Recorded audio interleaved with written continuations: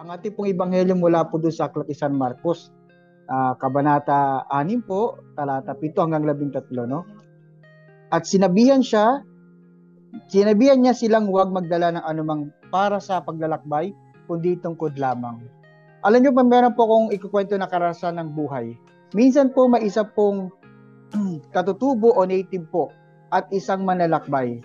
At ito pong katutubo na ito ay naging tour guide o gabay po ng manlalakbay na po umakyat po doon sa kabundukan.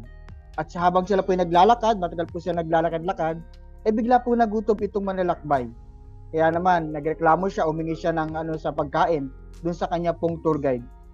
Maya-maya po, may napansin po yung katutubo na isa pong puno ng saging, no?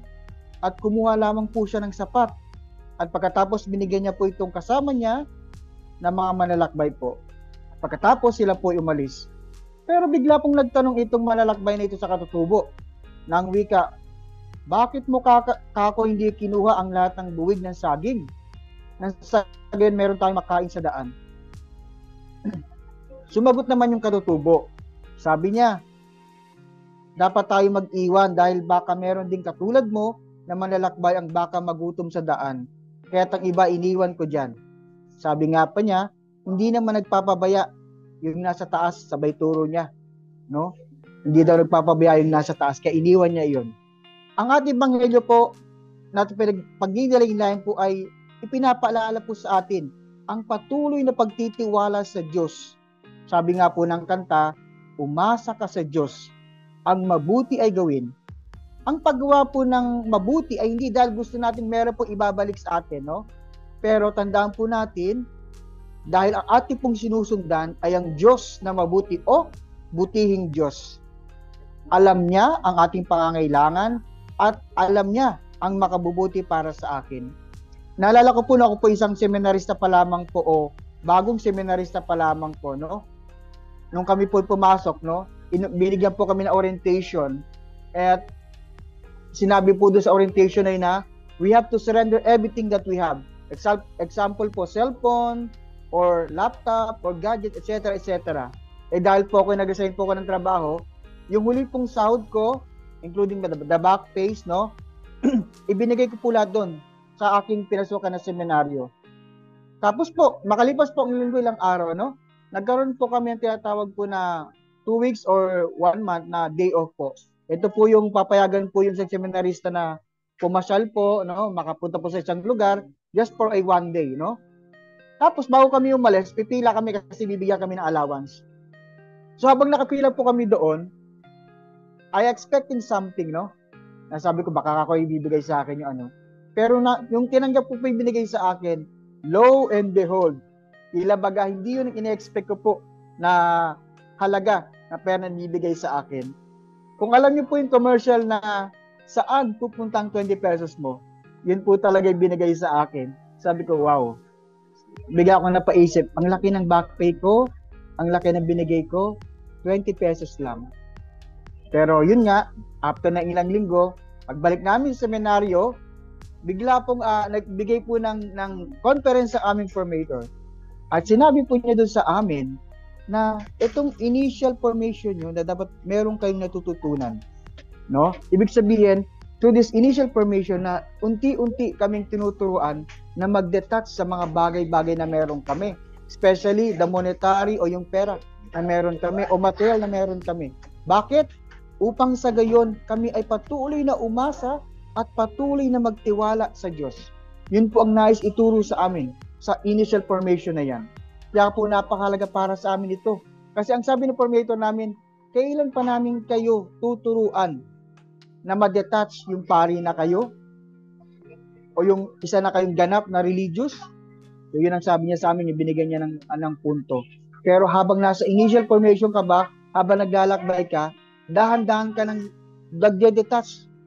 Ibig sabihin, yung mga material na meron ka, binibitawan mo kasi para doon ka kumapit sa Diyos. Marahil itong sinasabi na ating ebanghelyo ngayong araw na ito, no? Na huwag magdadala ng anuman para sa paglalakbay, kundi tungkod lamang. Sino nga ba yung tungkod na yan? Walang iba po kundi ang ating Panginoon, ang ating Diyos. Ito po'y napakainam, napahalaga para sa atin ang kanyang tungkod. Pero madalas, alam niyo po, minsan nakakalimutan po ng taong pinaka-essential, no? Habang naglalakbay po doon sa sinasabi nating na mundo. At ito po yung ang salita ng Diyos. Nang salita po ng Diyos ay pangwala hanggan, no? Kung tayo po nagbubukas loob sa Diyos, dapat po tinatanggap natin siya nang sa gayon ang kanyang salita ang titingo sa atin. Kaya nga pag tinanggap mo si Kristo, ibig sabihin, dapat tinanggap mo na rin ang kanyang salita. Anong sinasabi? Na hindi lamang nabubuhay ang tao sa tinapay o pagkain, bagkus sa bawat salitang namumutawi sa Diyos. At ito ang atas sa atin, ang patuloy na pagbabahagi ng kanyang salita, unang-una po sa ating pamilya, sa ating trabaho, o kung saan man ang merong nangangailangan o hindi pa nakakarinig ng kanyang mga salita. Kaya nga ito sinasabi na magdala lamang ng, wag magdala ng anuman, kundi yaong tungkod lamang. At yun, walang iba, kundi ang ating Diyos. Dahil ang Diyos, ang ating magiging gabay at magiging tungkod kung saan man tayo isusugo. Na sapagkat kung saan tayo susunugo, ay naroon ang kanyang grasya. Ako po ngayon ay na-assign dito, no? No, ako pa yung na-coordinahan last year po, October 26, no? In-assign po ako sa Novaliches, Quezon City. Pero hindi pa po natatapos ang ilang taon. Inilipat po ako dito sa San Juan, Ilocos Sur, sa isang parokya po. Pero ano pong dapat nating malaman dito? Na ang pagsunod ay meron pong grasya. Meron pong ibibigay na grasya. Hindi ka po pababayaan ng Diyos. Kumbaga, nung bago naman po kami nilipat, tinatanong naman po kami, Fra, okay lang ba sa'yo ganito? Maasahin ka sa ganito?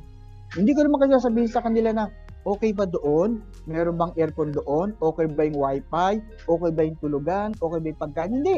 Hindi mo isipin yan. Pero, ang isipin mo na lagi ka magtitiwala sa Diyos. Yun ang sinabi ko.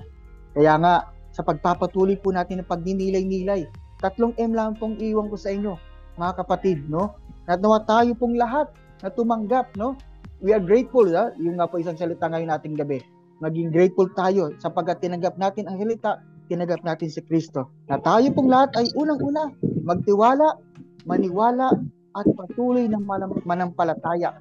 Sapagkat tayo pong lahat ay tinawag ng Diyos, no?